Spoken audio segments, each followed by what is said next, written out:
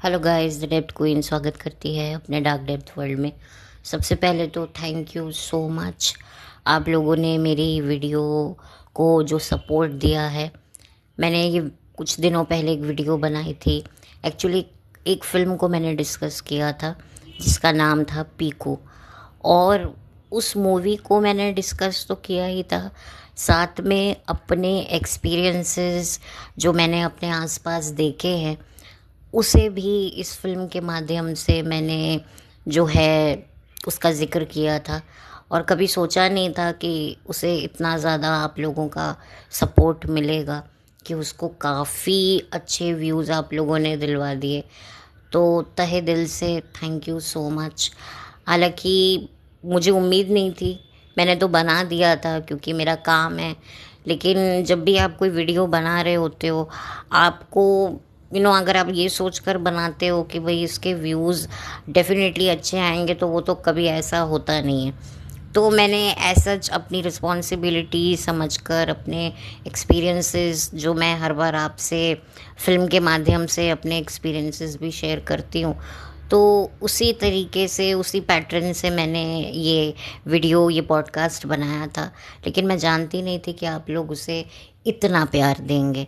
तो thank you so much once again. मैं बहुत ज़्यादा आभारी हूँ और उम्मीद करती हूँ कि मैं आगे भी जो जो वीडियोस बना रही हूँ या अभी मैंने जो लेटेस्ट बनाए हैं, आप उन्हें भी ऐसे ही सपोर्ट दिखाएंगे। तो चलती हूँ, अब मैं अपने मेन टॉपिक पे आगे बढ़ती हूँ। तो मेरा जो आज का जो टॉपिक है, आज जो मैंने जिस एक्ट्रेस के बारे में बात करना ज़रूरी समझा, ये बॉलीवुड की ए लिस्टर एक्ट्रेस हैं और इनकी जर्नी आप लोगों से ढकी छुपी तो है नहीं, लेकिन कुछ ऐसे पहलू हैं जिसके बारे में मैं डीप से डेप्थ से आप लोगों को बताना चाहती थी कि इतनी चमक दमक, इतनी नाम शोहरत इस एक्ट्रेस ने जो पाई है, उसके पीछे इसके कितने संघर्ष रहे होंगे, कितनी मानसिक यातनाएं रही होंगी। तो चलते हैं, अब मैं ज़िक्र करती हूँ इन एक्ट्रेस का जिनका नाम है कैटरीना कैफ। जी हाँ, कैटरीना कैफ ने अपना सन 2003 में एक बूम नाम की एक बड़ी ही घटिया फिल्म से अपना डेब्यू किया था। इनके साथ दो मॉडल्स और भी थी जो उस वक्त काफ़ी ज़्यादा चर्चा में भी थी, लेकिन सबसे ज़्यादा जो फुटेज है, सबसे ज़्यादा जो सेंटर ऑफ अट्रैक्शन है, वो कहीं ना कहीं कटरीना कैफ रही। भले ही फिल्म नहीं चली, फिल्म किसी कुत्ते ने, चींटी मक्खी चूहे छिपकली किसी ने भी नहीं देखी, इंसानों ने तो बहुत दूर की बात है। लेकिन जो कटरीना है उन पर नज़र पड़ गई बॉलीवुड के कुंवारे भाई के ऊपर। एक्चुअली जो कटरीना है ना, बेसिकली यहाँ की नहीं है, वो विदेश से आई थी एक ख़ास मकसद के साथ। वो वहाँ पर मॉडलिंग करती थी। छोटी सी उम्र में उन्होंने अपने माता पिता का सेपरेशन देखा। उनके 7 सिबलिंग्स हैं। आप सोचिए, यहाँ पर शादी को बचाने के लिए लोग कहते हैं भाई एक बच्चा पैदा तो कर लो, शादी तुम्हारी सेफ हो जाएगी। यहाँ उधर विदेश में 7 बच्चे पैदा करने के बाद जो है डाइवोर्स हो जाता है। तो ये कितनी बड़ी बात है। हालांकि वो विदेश है, लेकिन आजकल तो इंडिया में भी यही होने लगा है। लोग बच्चे होने के बाद ही डाइवोर्स के लिए कंफर्म हो जाते हैं कि नहीं, हम साथ रह ही नहीं सकते। और इसमें जो है बच्चों की साइकोलॉजी पर कितना असर पड़ता है। तो आप सोचिए कि कटरीना ने छोटी सी उम्र में जो है इतना कुछ देखा, और एक फादर की कमी हमेशा जो है एक बेटी को खलती ही खलती है। नो मैटर वो लड़की विदेशी है या हिंदुस्तानी है, एक लड़की के लिए फादर एक ऐसा मर्द होता है जो उसकी ज़िंदगी में सबसे पहला मर्द होता है जिस पर वो आँख मूंद कर ट्रस्ट कर सकती है। और वही फादर का प्यार उसे बचपन में ही ना मिला हो। इनफैक्ट कटरीना अपने फादर से टच में भी नहीं है। तो यही वजह है कि उनकी ज़िंदगी में जो जो रिलेशनशिप्स हुए हैं, कहीं ना कहीं उन्होंने अपने फादर को उन रिलेशनशिप में, उन मर्दों में ढूंढने की कोशिश करी है। लेकिन अनफॉर्चुनेटली वो बहुत बाद में उनको मिला। उससे पहले जिन जिन लोगों के साथ वो रिलेशनशिप में रहीं, देखिए ऑन रिकॉर्ड तो हमारे पास एक या दो नाम अवेलेबल हैं, लेकिन ऑफ रिकॉर्ड भी बहुत कुछ होगा, क्योंकि ऑफ रिकॉर्ड ज़्यादा खतरनाक होती हैं, इसीलिए वो कभी सामने नहीं आती हैं। तो कटरीना पर नज़र पड़ गई एक बॉलीवुड के कुंवारे भाई के नाम से मशहूर शख्स की, जिनकी खुद की लाइफ में इतने प्रॉब्लम्स थे। एक अब्यूज़िव रिलेशनशिप में वो थे। एक तरीके से उन्होंने एक बंदी को जो है काफ़ी ज़्यादा प्रताड़ित किया गया था, ऐसा कहा जाता है, क्योंकि उस महिला ने जो है पुलिस कंप्लेंट करी। बहुत बड़ा पंगा हुआ था। इनफैक्ट उसके काफ़ी रिलेशनशिप्स थे जहाँ पर वो कभी भी ईमानदार नहीं रहा है। तो आप सोचिए, इतने सारे रिलेशनशिप को करने के बाद, डॉज करने के बाद, झेलने के बाद कह लो, चीट करना, कुछ भी कह लो, उसके बाद ये महिला उनकी लाइफ में आती हैं। एक्चुअली अगेन मैं उनके लिए भी यही कहूँगी कि ऑन रिकॉर्ड जो उनके रिलेशनशिप्स अवेलेबल हैं, हम उन्हीं को जानते हैं, लेकिन ऑफ रिकॉर्ड उनकी भी लाइफ इससे भी ज़्यादा डार्क होगी, इससे भी ज़्यादा उनकी लाइफ में रिलेशनशिप्स होंगे जिसके बारे में हम आज तक नहीं जानते हैं और शायद कभी भविष्य में भी नहीं जानेंगे। तो ऐसे डार्क रिलेशनशिप्स जिनके बारे में हम नहीं जानते हैं, वो तो कभी हमारे सामने ही नहीं आएंगे। लेकिन जितने भी उनके रिलेशनशिप सामने आए हैं, ये तो पता ही चला है, क्योंकि अक्सर उनकी जो गर्लफ्रेंड्स हैं उन पर ये तोहमतें लगाते हैं कि भाई हमारे उस बंदे को तो लड़कियां आती हैं, अपने करियर के लिए यूज़ करती हैं और चली जाती हैं। ठीक है, शायद एक या दो लड़की हो सकता है, पर सारी की सारी, और ये जितनी भी लड़कियां होती हैं, ये कोई इतनी पावरफुल लड़कियां तो होती नहीं हैं। सबकी सब जो हैं स्ट्रगल ही कर रही होती हैं।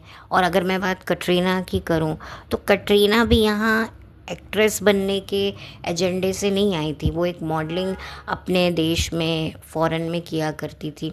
और वहाँ पर देखिए, यहाँ इंडिया में गोरी चमड़ी, गोरा रूप, इसकी अलग तरीके से डिमांड रहती है, लेकिन विदेश में सारी लड़कियाँ ऐसी ही सुंदर गोरी चिट्टी होती है ना, तो वहाँ पर एक अलग अलग, आप यूनिक नहीं दिखते हो, आपकी पर्सनैलिटी इतनी अलग सी नहीं लगती है।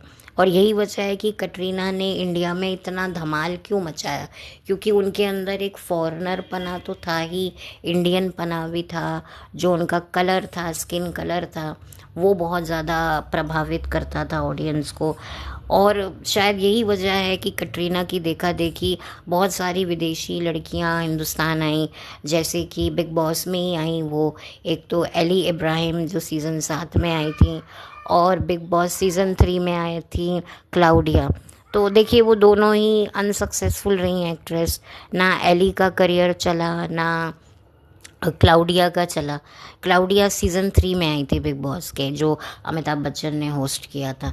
तो देखिए, हर किसी की किस्मत तो कटरीना जैसी नहीं होती है, क्योंकि कटरीना को जो सबसे बड़ा सपोर्ट मिला था, वो अपने उस सो कॉल्ड बॉयफ्रेंड, जिन्हें वो कभी कभी अपना गॉडफादर भी कहती हैं, तो उन्होंने एक तरीके से बॉलीवुड में एक हवा क्रिएट करी कि देखो, बॉलीवुड में आ रही है एक नई एक्ट्रेस, और जिसकी एक्टिंग से जो है पूरा बॉलीवुड प्रभावित हो गया। लेकिन हम सबको पता है कि कटरीना एक डांसर अच्छी हैं, वो बहुत अच्छा एक्शन ज़रूर कर सकती हैं। उनकी जो कुछ एक्शन फिल्में आई जहाँ पर उन्होंने वाकई बहुत अच्छा एक्शन किया, लेकिन लाइट कैमरा एक्शन जब डायरेक्टर बोलता है, तब वो उस तरह का एक्शन अपने फेशियल एक्सप्रेशन से नहीं दिखा पाती हैं। लेकिन उसके बावजूद भी बॉलीवुड में कटरीना को जो है एक एक्ट्रेस के रूप में ही देखा जाता है, एक डांसर के रूप में कोई नहीं कहता कि आइटम गर्ल है या कुछ है, क्योंकि इस तरीके से उसके आसपास ताना बाना बुना गया, इतनी नेटवर्किंग की गई, इतना प्रमोट किया गया, और इससे कटरीना को फ़ायदा हुआ।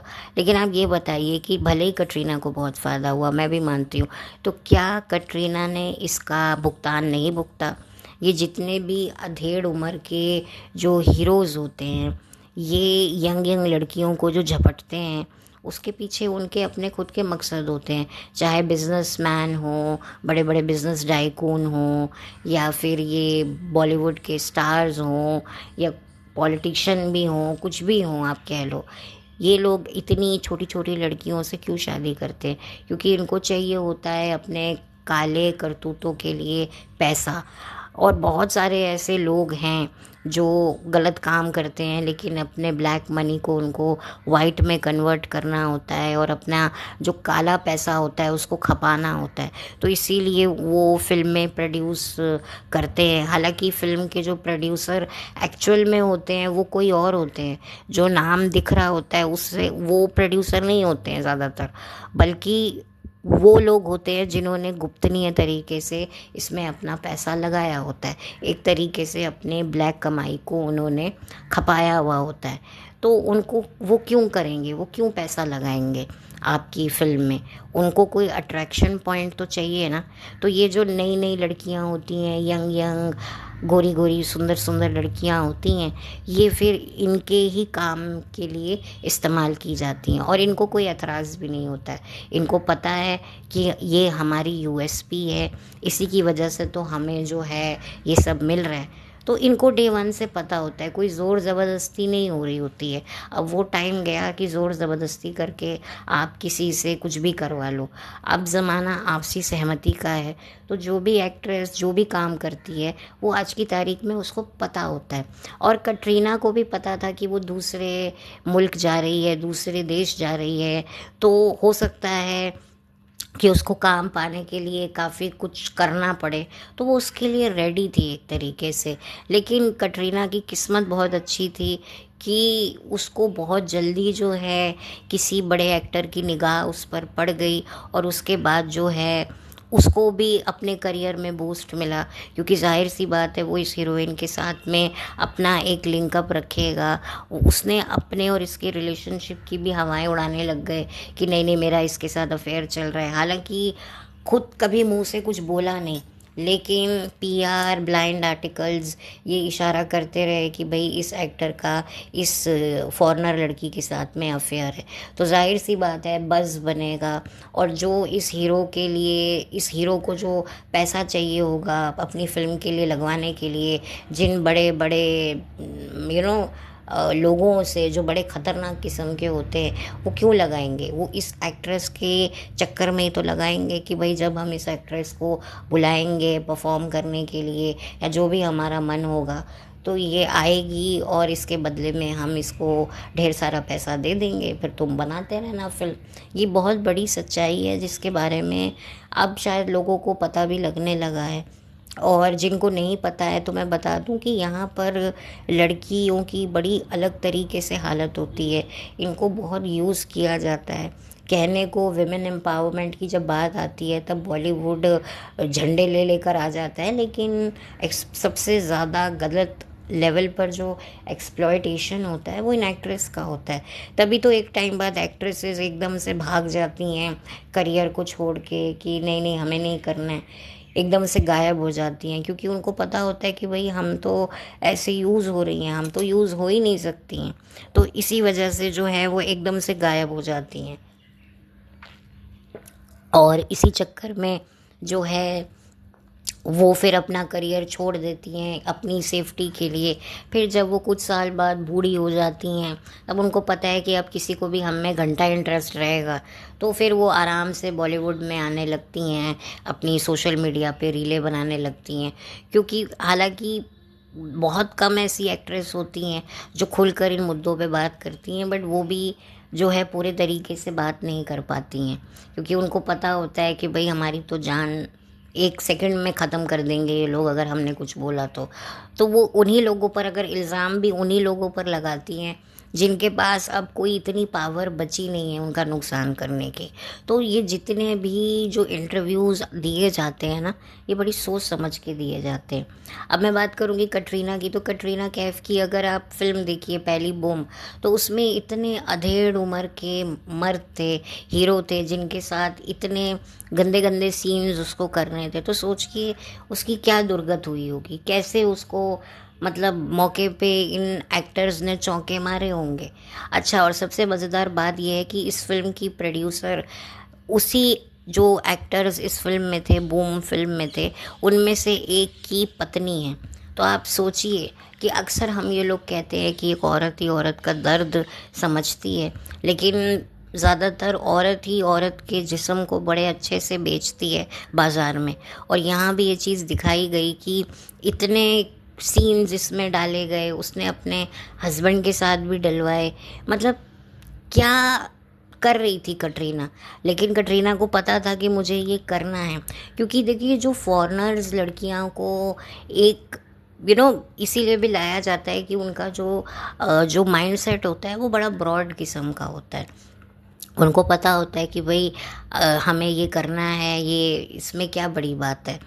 जो हमारे इंडियन कल्चर में अभी भी लड़कियां ये सब करने के लिए कहीं ना कहीं झिझकती हैं, और इसी वजह से जो है इन लड़कियों को लाया जाता है, इनकी बड़ी डिमांड रहती है। और ख़ास तौर पे जब कोई ऐसा कोई रोल करवाना हो तो कोई बहुत बड़ी ए लिस्टर एक्ट्रेस तो ये रोल करेगी नहीं।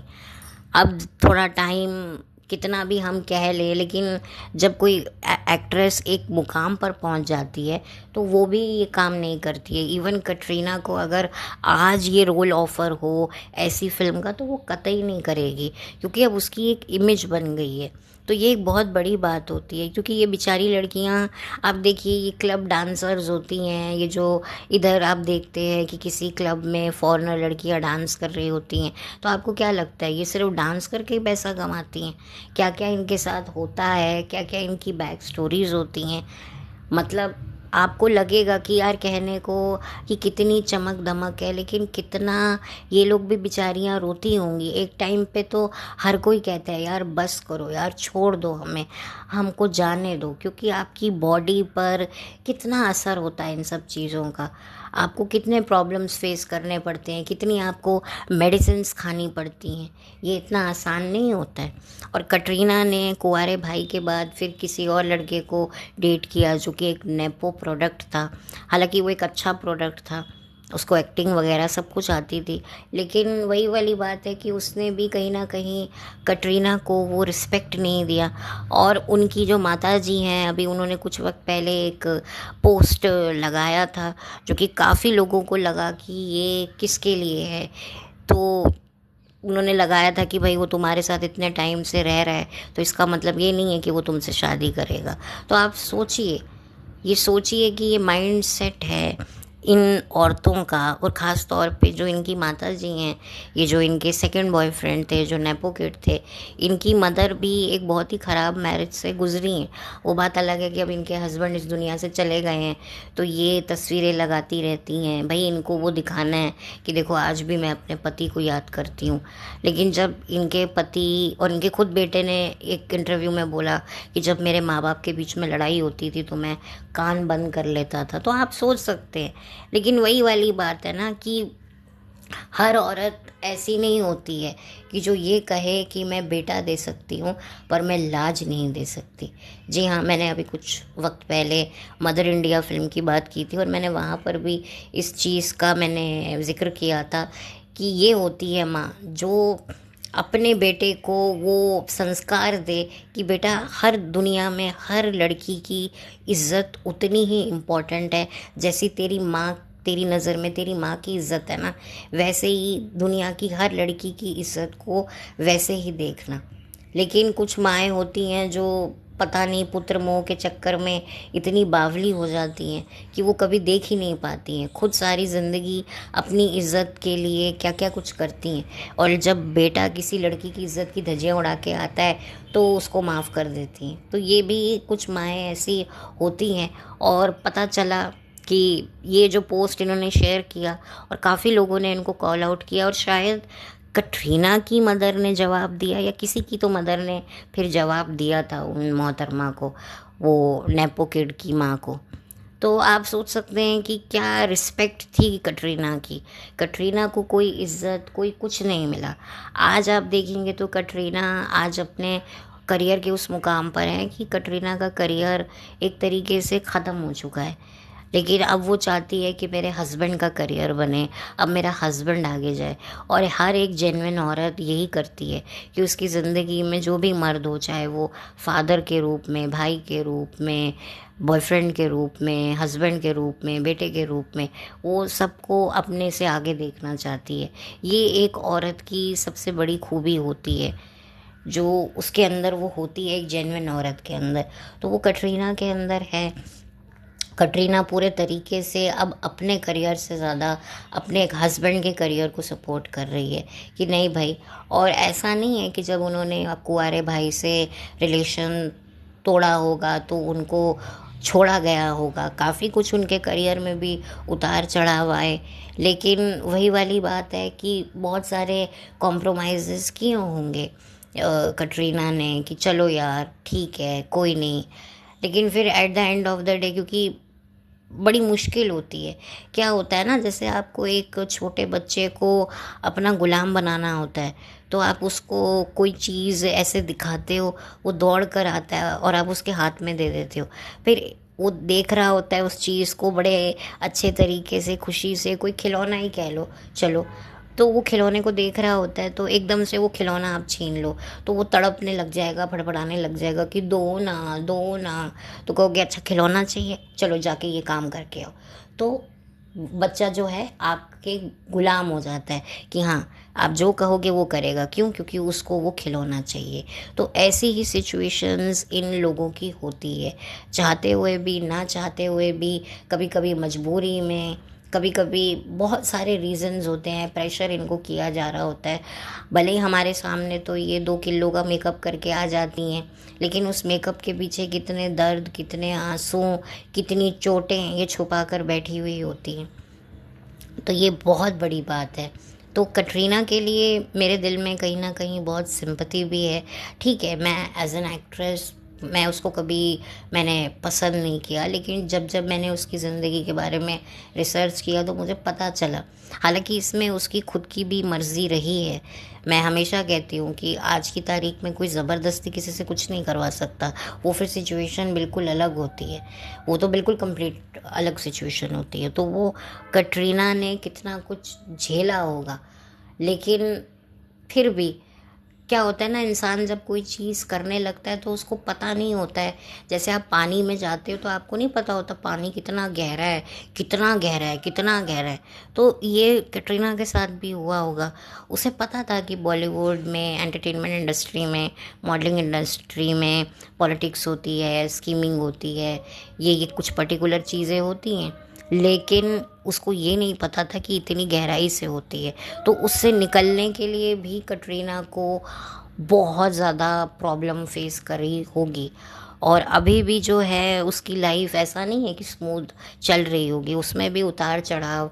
अपनी शादी को बरकरार रखने के लिए वो पॉसिबल कर रही होगी, क्योंकि वो चाहती है कि भाई जो उसकी मदर ने देखा है वो ना देखे।